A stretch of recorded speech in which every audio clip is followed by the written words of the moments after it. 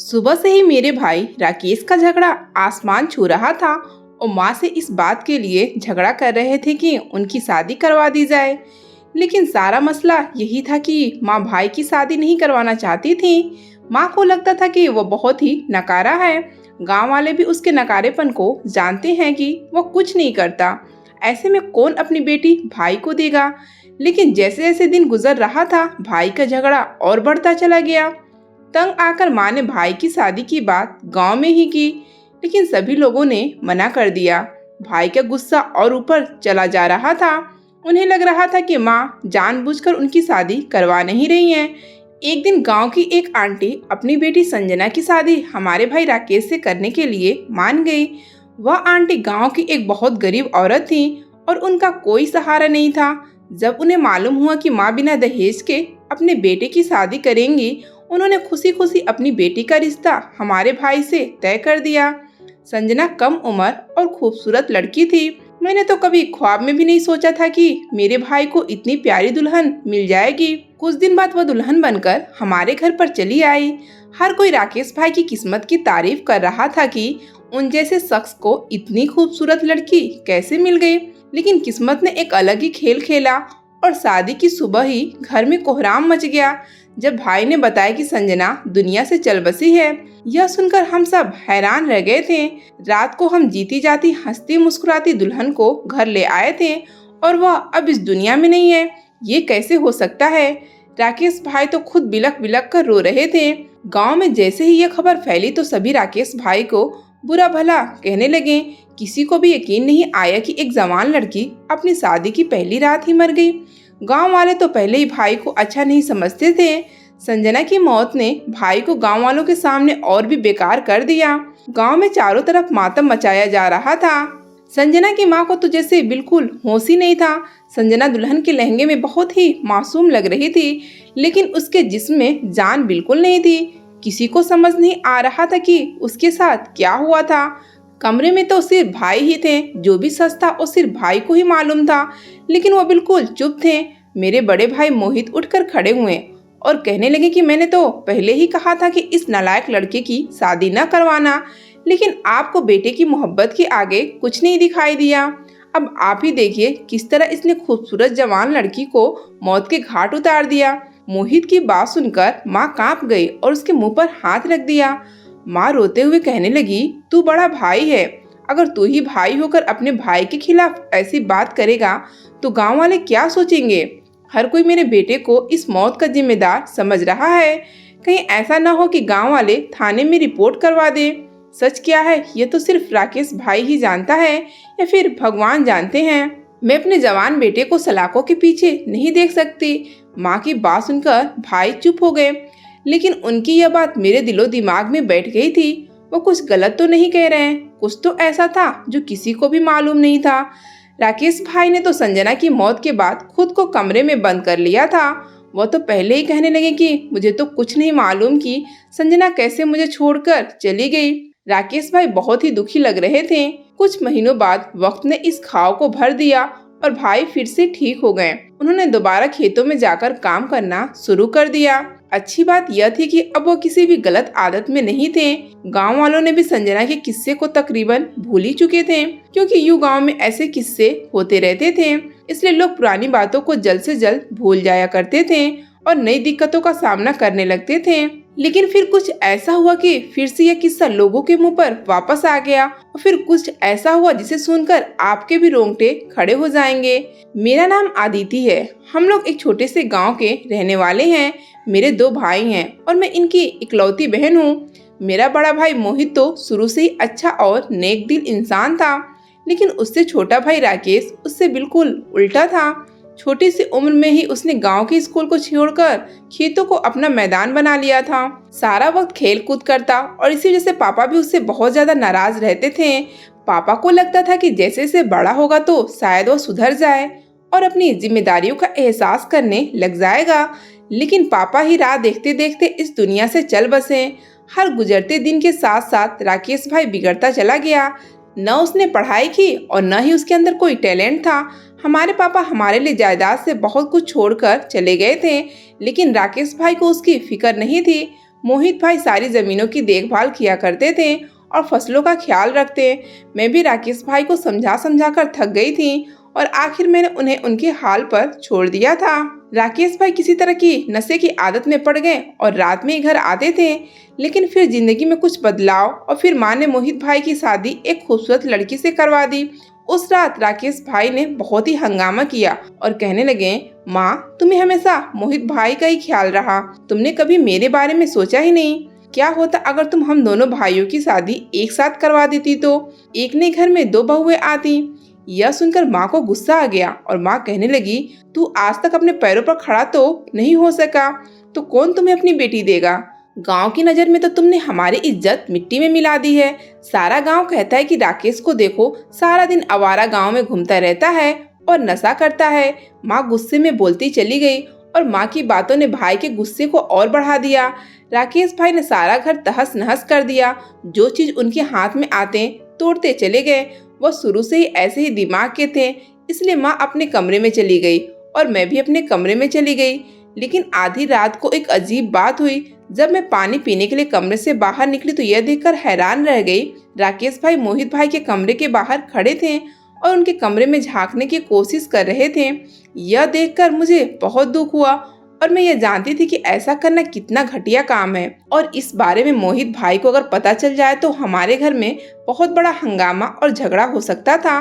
मैंने भाई का हाथ पकड़कर खींचा और खींचते हुए अपने कमरे में लाई।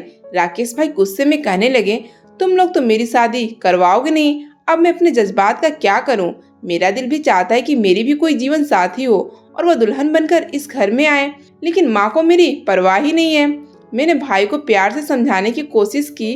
कोई भी बाप अपनी बेटी को ऐसे ही किसी के हाथ नहीं भेज देता। आप जब तक काबिल नहीं बन जाते आपकी शादी कैसे होगी। न गांव वाले आपको अच्छा समझते हैं और न ही माँ किसी के घर आपके लिए रिश्ता मांगने जा सकती है। मेरी बात सुनकर भाई ने कुछ देर तक मुझे घूर कर देखा और कहने लगे, अगर मैं अच्छा बन जाऊँ तो क्या मेरी शादी हो जाएगी। उस वक्त मेरा भाई मासूम बच्चे की तरह लगा जो अपनी जिद पूरी करवाने के लिए किसी भी हद तक जाने के लिए तैयार था। मैंने राकेश भाई से कहा कि मैं वादा करती हूँ मैं खुद आपके लिए लड़की ढूंढ कर लाऊंगी, लेकिन पहले आप खुद को बदल कर तो दिखाइए। मेरी बात सुनकर भाई अपने कमरे में चले गए थे और मुझे एहसास हो गया था कि अब वो ऐसी वैसी हरकत नहीं करेंगे। गांव में तो ऐसे इज्जत के नाम पर फौरन ही गला घोट दिया जाता है और राकेश भाई तो अपने भाई के कमरे में झांक रहे थे। लेकिन अगली सुबह मैं हैरान रह गई जब राकेश भाई ने मोहित भाई के खेतों में जाकर काम करने के लिए कहा। भाई कहने लगे, भैया आपकी नई नई शादी हुई है, आप अपनी बीवी को देखिए, खेतों का काम मैं देख लूंगा। मोहित भाई जोर जोर से हंस पड़े। उन्हें लगा कि शायद राकेश भाई नशे में हैं, इसलिए ऐसी बातें कर रहे हैं। लेकिन कुछ ही देर में माँ और मोहित भाई को अंदाजा हो गया कि राकेश भाई न नशे में थे और न ही मजाक कर रहे थे। उन पर तो मेरी बातों का असर हो गया था। उन्होंने कहा, राकेश मैं तुझ पर भरोसा नहीं कर सकता, इसलिए मैं तुझे अकेले में कोई जिम्मेदारी नहीं दे सकता। अगर चलना है तो तुम्हें मेरे साथ चलना होगा। राकेश भाई मान गए और अगले ही दिन मोहित भाई के साथ खेतों में जाना शुरू कर दिया। कुछ ही दिन गुजरे थे कि राकेश भाई दोबारा अपनी शादी के लिए माँ से कहने लगे, माँ अब तो मैं लगन से खेतों में भी काम करता हूँ, अब मेरी शादी कर दी जाए। माँ ने पहले मना कर दिया, लेकिन फिर माँ को एहसास हुआ कि वाकई में राकेश के अंदर बहुत ही बदलाव आया है और अब गांव वालों ने भी इस बात को महसूस किया। जो भी माँ से मिलने जुलने के लिए आता था वो यही कहता था कि अब आपका बेटा सुधरने लगा है। इसलिए घर में रोज के झगड़े से तंग आकर माँ ने राकेश भाई के लिए लड़की देखनी शुरू कर दी। लेकिन पता नहीं किस्मत में ऐसा क्या लिखा था, शादी की पहली ही रात उनकी बीवी दुनिया से चली गई और गांव में एक बार फिर से राकेश भाई के बारे में बातें होने लगी। राकेश भाई के लिए यह गम बहुत बड़ा था, लेकिन वक्त ने जब घाव भर दिए और वो दोबारा से काम पर लगे तो एक बार फिर उन्होंने अपनी शादी के लिए माँ से कहा। माँ ने राकेश भाई के आगे हाथ जोड़े और उनसे कहा कि अब दोबारा किसी की बेटी को अपने घर की बहू बनाकर मैं नहीं ला सकती। यह सुनकर राकेश भाई पहले की तरह फिर से झगड़ा करने लगे। उन्होंने कहा कि न ही वह संजना की मौत के जिम्मेदार है और न ही उन्हें मालूम है कि संजना को क्या हुआ था। भाई माँ पर दबाव डाल रहे थे कि माँ ने अगर उनकी शादी न करवाई तो वह कोई गलत कदम उठा लेंगे। माँ अपने बेटे के आगे मजबूर हो गई। मोहित भाई की बीवी जानवी भी घर पर ही रहती थी और राकेश भाई अजीब सी नजरों से उनकी बीवी को देखा करते थे। माँ को लगने लगा था कि अगर राकेश का दोबारा से घर न बसाया गया तो वह कोई गलत कदम न उठा ले। वह जवान लड़का था, उनके अंदर जज्बात भरे पड़े थे और माँ को डर था कि कहीं वो अपने जज्बात को किसी गलत तरीके से इस्तेमाल न करें। इसलिए माँ ने गांव वालों के सामने एक बार फिर से राकेश भाई की शादी की बात कर दी। संजना का जिक्र एक बार फिर गांव वालों के मुंह पर आ गया था। सभी कहने लगे कि पहले ही भाई अपनी बीवी को मार चुका है, अब इसे दोबारा से बीवी चाहिए। अपने बेटे को देखते हुए माँ ने गांव वालों की मिन्नतें की और कहा कि राकेश अब बहुत बदल गया है, अब वो पहले की तरह नहीं रहा और न ही नशा करता है। और फिर माँ की यह मिन्नतें रंग लाई। फिर गांव के बड़े जमींदार ने अपनी बेटी रागनी का रिश्ता यह सोचकर भाई से कर दिया कि राकेश भाई के पास दौलत की कमी नहीं है, घर भी है, पैसा भी है, जमीन सब कुछ मौजूद है। उनकी बेटी ऐसो आराम की जिंदगी गुजारेगी। लेकिन उन्हें क्या मालूम था कि उनकी बेटी को यह सब एक दिन भी नसीब नहीं होगा। माँ ने रागनी को घर लाने से पहले बहुत सारे इंतजाम करवाए, गरीबों को खाना भी खिलाया और पूरी नजर भी उतारी। जो कुछ अपने बेटे की खातिर कर सकती थी वो सब कुछ कर लिया और रागनी को अपने घर की दुल्हन बना लाई। राकेश भाई को अपने कमरे में जाने से पहले माँ ने उन्हें अपने पास बुलाया और प्यार से समझाया कि वह तुम्हारी बीवी है, उसके साथ अच्छे से पेश आना और कोई ऐसी वैसी हरकत न करना कि जिसकी वजह से एक बार फिर से हमारी इज्जत खराब हो। माँ की बात सुनकर भाई मुस्कुराए और कहने लगे, माँ तुम तो ऐसे कह रही हो कि मैं जाते ही रागनी पर जुल्म करूँगा। तुम फिक्र न करो, तुम्हारी बहू को कुछ नहीं होगा। संजना की शायद इतनी ही जिंदगी थी। राकेश भाई अपने कमरे में चले गए। माँ बहुत डरी हुई थी। जानवी भाभी भी बार बार यही कह रही थी कि माँ ने राकेश भाई की दूसरी शादी करवाकर बहुत गलती की है। राकेश इस लायक नहीं है कि उनकी जिंदगी में कोई लड़की को लाया जाए। और जानवी भाभी की बात सुबह सुबह ही सच साबित हो गई थी। जब राकेश भाई रोते हुए अपने कमरे से निकले थे और उन्होंने कहा कि रागनी हमेशा के लिए हमें छोड़कर जा चुकी है। यह खबर सुनकर हम सबके होश उड़ गए।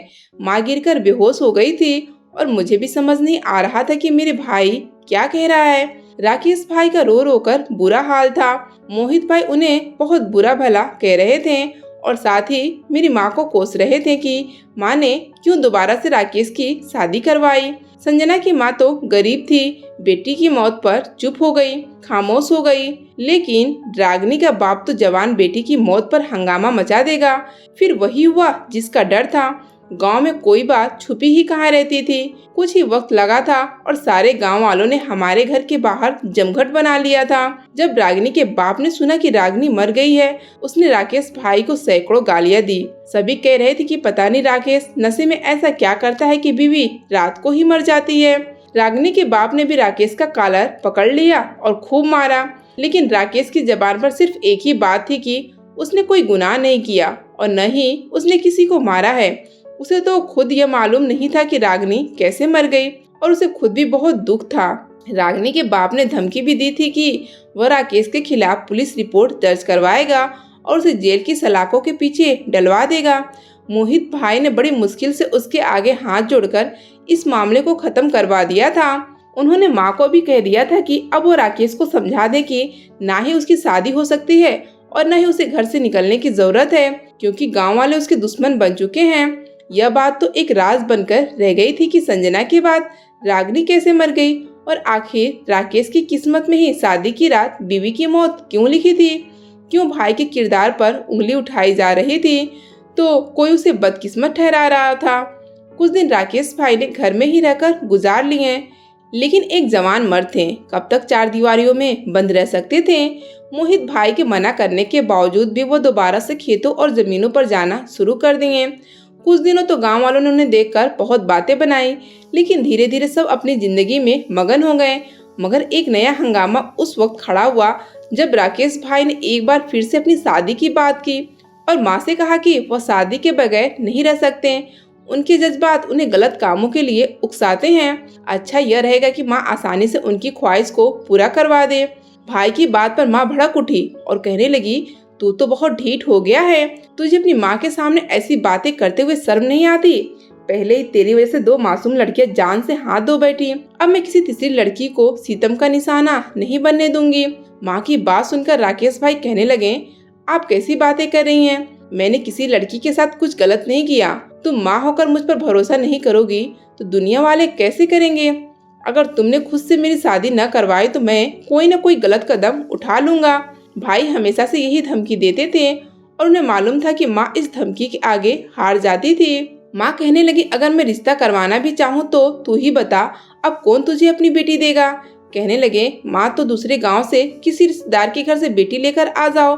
भाई की बात सुनकर माँ सोच में पड़ गई और कहने लगी, ठीक है, मैं आखिरी बार तेरी शादी करवा देती हूँ, लेकिन अगर इस बार कोई ऊंच नीच हुई तो शादी की बात को पूरी तरह भूल जाना। मोहित भाई के कानों में जब ये बात पड़ी तो उन्होंने माँ के आगे हाथ जोड़ दिए और कहने लगे, पहले ही रागिनी के बाप के चुंगुल से तुम्हें बहुत मुश्किल से बचाया है। गांव में तो हम बदनाम हो ही चुके हैं, अब खानदान वालों में भी बदनामी न करवाएं। माँ मोहित से कहने लगी, तू भी जानता है कि राकेश पहले से बहुत सुधर गया है।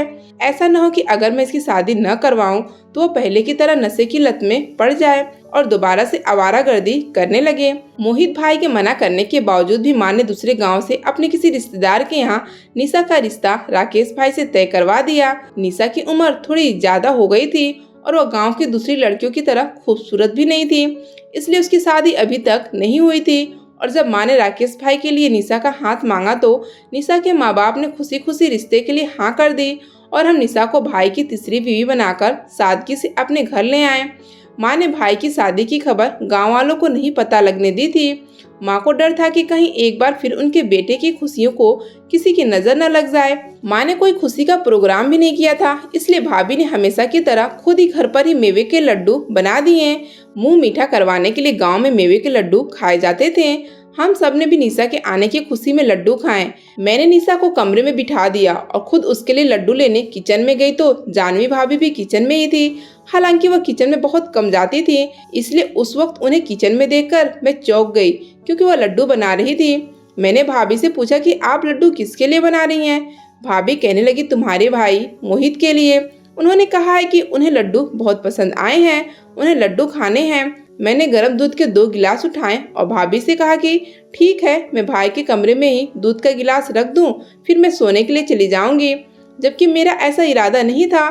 मैंने सोच लिया था कि मैं आज की रात राकेश भाई के कमरे में छुप कर रहूंगी। वैसे तो यह काम अच्छा नहीं था, लेकिन जिस तरह मेरी दोनों भाभियां शादी की रात ही मर गई थी, इसके पीछे की वजह को मैं जानना चाहती थी। मैं दूध के गिलास कमरे में रखने के लिए गई तो निशा बाथरूम में गई थी। मैंने मौके का फायदा उठाया और कमरे में छुप गई। राकेश भाई काफी देर बाद कमरे में आए थे। निशा बिस्तर पर घूंघट डाले बैठी थी। राकेश भाई ने कमरे में आकर दूध का गिलास उठाया और अपनी जेब से एक लड्डू निकालकर दूध के साथ खा लिया और मैं भाई की तरफ हैरत से उन्हें देख रही थी। वो तो पहले ही लड्डू खा चुके थे, अब दोबारा इस तरह लड्डू क्यों खा रहे थे। अचानक ही मेरे दिमाग में आया कि भाभी दोबारा से लड्डू बना रही थी और पहले वाले लड्डू खत्म हो चुके थे। शायद उन्होंने ही राकेश भाई को ये लड्डू दिया था। लेकिन जहाँ तक मुझे मालूम था कि जानवी भाभी राकेश भाई से न ही बात करती और न ही उन्हें पसंद करती थी, फिर उन्होंने यह लड्डू दोबारा से राकेश भाई को क्यों दिया था। कुछ तो ऐसा था जो ठीक नहीं था और मेरे दिमाग में खतरे की घंटी बज रही थी। लड्डू खाने के बाद राकेश भाई भाभी के करीब गए और अपनी जेब से एक लड्डू निकालकर जैसे उन्होंने निशा की तरफ बढ़ाया तो मुझे कुछ गलत होने का एहसास हुआ। मैं फौरन अलमारी से निकली और मैंने भाई का हाथ पकड़ लिया। मुझे भाई अपने कमरे में छुपा हुआ देखकर गुस्सा हो गए और बुरा भला कहने लगे। मैंने भाई को चुप करवाया और उन्हें बताया कि मैं कमरे में क्यों और किस मकसद के लिए छुपी थी और मुझे लगता है कि यह लड्डू ठीक नहीं है। राकेश भाई कहने लगे कि यह लड्डू मुझे मोहित भाई ने दिए हैं और मुझे तुम्हें यह बात बतानी तो नहीं चाहिए, लेकिन भाई ने कहा है कि यह लड्डू खाने के बाद ताकत आती है और शादी की रात ही इस तरह की चीज खाना अच्छी बात होती है। राकेश भाई की बात सुनकर मैं सोच में पड़ गई और मोहित भाई जो राकेश भाई की शादी के खिलाफ थे, शादी की रात खाने के लिए लड्डू क्यों देना चाहते थे और वह भी अपने कामचोर बीवी से बनवाकर। जानवी भाभी को तो किचन में जाने से ही जान निकलती थी। मैंने राकेश भाई से कहा कि आज की रात भाभी लड्डू नहीं खाएंगे। मैंने राकेश भाई से बात कर ली थी कि अचानक से उन्हें नींद आने लगी और वह बेहोश हो गए और यह देखकर मैं और निशा भाभी दोनों ही हैरत में पड़ गए। मैं खामोशी से अपनी माँ को बुलाकर लाई। मैंने उन्हें सारी बात बता दी। माँ कहने लगी, जाकर मोहित को बुलाकर लाओ। मैं उन्हें बुलाने के लिए उनके कमरे के पास पहुंची तो अंदर से आती हुई आवाज ने मुझे हिलाकर रख दिया। मोहित भाई जानवी भाभी से कह रहे थे कि बस निशा का काम तमाम होने दो, फिर मैं देखूंगा कि राकेश की चौथी शादी कैसे होती है। मैं उसे अच्छी तरह जानता हूँ, वो शादी के बगैर रह नहीं सकता और जब उसकी शादी नहीं होगी तो वो यकीनन कोई उल्टा सीधा कदम उठाएगा और हमेशा के लिए माँ उसे घर से निकाल देगी और गांव वाले भी उसे पत्थर मारेंगे, सांप भी मर जाएगा, लाठी भी नहीं टूटेगी, किसी को मालूम ही नहीं होगा कि यह सब मैंने किया है। आदिति और राकेश मेरे सौतेले भाई बहन थे, लेकिन पापा ने मरते मरते जायदाद से उन दोनों को भी हिस्सा देकर मेरे साथ बहुत गलत किया है। आदिति का हिस्सा तो मैं कभी उसे दूंगा नहीं, लेकिन अगर राकेश की शादी हो गई और उसके बच्चे हो गए तो उन्हें मुझे हिस्सा देना पड़ेगा। इसलिए मैं कभी इसका घर बसने नहीं दूंगा और उसे दोबारा नशे की लत लगवा दूंगा, जैसे मैंने पहले उसे लगवाया था। भाई और भाभी बहुत कुछ कह रहे थे, लेकिन मेरे होश उड़ गए। मैंने जाकर सारी बात माँ को बता दी थी, जिसे सुनकर माँ के आंसू बहने लगे थे। मोहित भाई पापा की पहली बीवी के बेटे थे और फिर पापा ने माँ से दूसरी शादी की थी। फिर मैं और राकेश भाई पैदा हुए थे, लेकिन माँ ने कभी बच्चों में कोई फर्क नहीं होने दिया। पता नहीं मोहित भाई के दिल में ही जहर कैसे भर गया। दौलत के लालच में वो इस हद तक आगे बढ़ गए थे कि उन्होंने 2 मासूम लड़कियों की जान ले ली थी। राकेश भाई की बीवियों के लड्डू में जहर मिलाकर उनकी जान ले ली, लेकिन राकेश भाई को लड्डू में नशा मिलाकर खिला देते ताकि सुबह तक भाई को होश आए। अगर मोहित भाई सीधे राकेश भाई को कोई नुकसान पहुंचा देते तो शायद वह भी शक में पड़ जाते, इसलिए उन्होंने बहुत चालाकी से प्लान बनाया था। मगर सच कभी नहीं छुपता और एक न एक दिन सामने आ ही जाता है। भाई को सुबह जब होश आया तो माँ ने उन्हें सारी बात बता दी। माँ ने खुद ही मोहित भाई के खिलाफ रिपोर्ट लिखवाई और गांव वालों को भी बुलाकर सारी हकीकत बता दी, क्योंकि मोहित भाई ने तो 2 मासूम लड़कियों का कत्ल किया था, जो कि एक बहुत बड़ा जुर्म था। कभी कभी दौलत की भूख इंसान से वह सब कुछ करवा देती है जो इंसानियत के खिलाफ होते हैं।